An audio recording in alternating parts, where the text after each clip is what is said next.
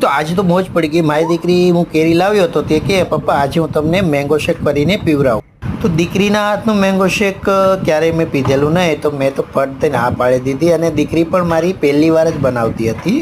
એને ઉત્સાહનો પાર ન હતો કે મારે આજે પપ્પાને મેંગો શેક પીવડાવવું છે. તો તેણે 2 કેરી લઈ અને તેને આ રીતના નાના નાના પીસમાં કટ કરી લીધા. એક કેળું લઈ તેના બારીક ટુકડા કર્યા અને જે આ 2 કેરી સુધારેલી તેના નાના ટુકડા પીસ થોડા એડ કરી દીધા અને થોડા તેણે બચાવીને રાખી તે ગાર્નિશિંગ માટે. તેને જો વિડીયો શૂટ કરતો તો જરા પણ નહોતું ગમતું, પણ મેં ધરાથી તેમને વિડીયો શૂટ કર્યું.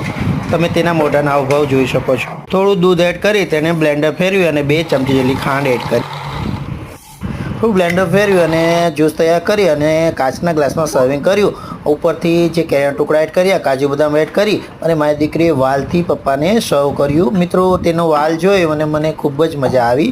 આ જ્યુસનો સ્વાદ કરતાં તેનો પ્રેમ મને વધારે વાલો લાગ્યો.